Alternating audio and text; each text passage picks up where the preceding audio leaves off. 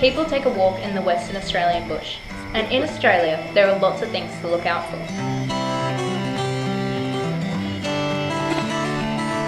But there are many things we can't see. Look out! What? Look what you're about to step on! I can't see anything. Barry was about to step on over 10 trillion organisms. How many? Each of our footsteps, when you put it on the ground, covers about 10 trillion organisms and about 10,000 different species of bacteria. So since I've got out of the car, I've stepped on about 25,000 trillion bacterial cells. That's about right, but it's probably an underestimate. West Australia covers an area greater than that of a very large number of footprints, more than 2.5 million square kilometres. That is a lot of microbes, and we know very little about them. So up until now, microbes have remained a bit of a mystery hidden away in the soil. The MicroBlitz project is a way of actually creating a baseline map of the microbes in the soils in Western Australia, so we can understand what microbes are out there and where they are. So we can use the map to look at, for example, environmental protection, health issues and how the environment actually works. Given the size of Western Australia, we have turned to citizen scientists to collect the samples we need to make these maps.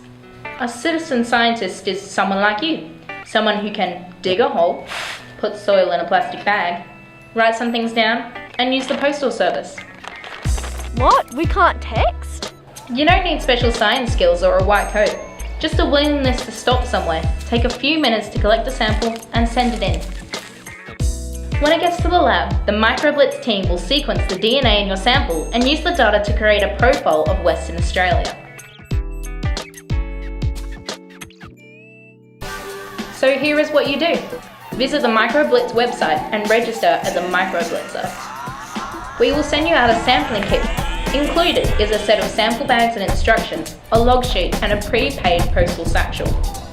All you need to add is a small digging implement, a camera, the camera in your phone is fine, and a GPS, either the sat-nav in your car, a personal GPS or your smartphone. To start collecting your sample, you will need to select the location. Choose an area that is typical of the location and avoid picking a spot where the soil type looks different. Record your GPS coordinates on the shipping form.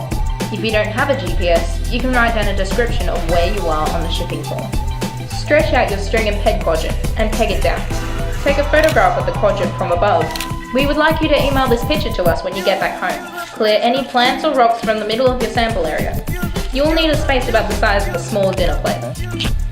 Then dig your hole. It needs to be about 5 centimeters square and about 10 centimeters deep. You want the side of your hole to be flat and vertical so that you can see the profile of the soil. Get the smaller plastic bag ready and then dig down the side of your hole to collect your sample. It should include soil from the entire vertical profile of the hole.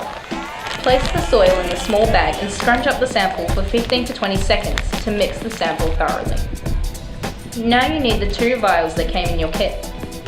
Dip each of them into the soil in your bag and fill them up to the line on the side. This will give us about half a gram of soil in each tube, and it is these parts of the sample that will be used for DNA sequencing. Now you can seal up the 2 vials using their caps, and the bag of soil using the twist tie provided. The soil in this bag will be used for chemical analysis. Check to see that the numbers on the bags and vial all match, then place all 3 in the larger bag.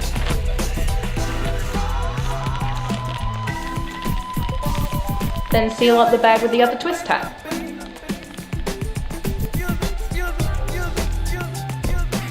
If you're doing a number of samples, you may want to use the same log sheet for more than one sample.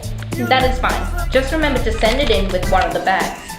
Now you simply use your trowel to fill in the hole and restore the area to the state you found it in. Now you can either put your sample straight into the prepaid postal satchel and send it in, or you need to store it away until you can.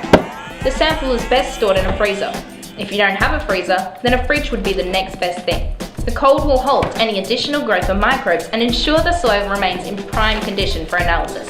Then when you next get an opportunity to send in the sample, put everything in the prepaid satchel and send it in. Congratulations, you've just done your bit for citizen science and for the MicroBlitz project. We'd love you to spread the word and to get other people to help us out. The simple fact is, the more samples we have, the better the map's going to be in the end. So does that mean the more we learn about nature and the extent of microbial influence, the more effective we can be in developing sustainable strategies and solutions to support an ever-growing population and an ever-changing environment?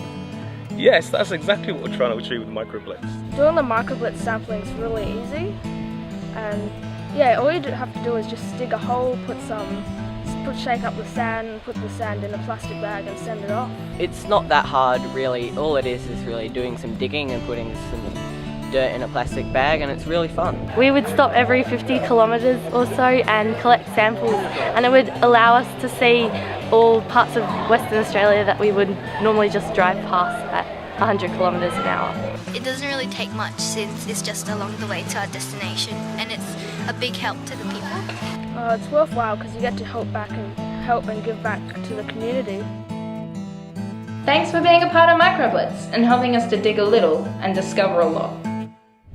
Do microorganisms feel pain when we step on them? So, do microbes feel pain? Well, because they don't have a nervous system, the chances are no, they don't feel pain when you step on them. When you drop something on the floor, is the 5-second rule okay?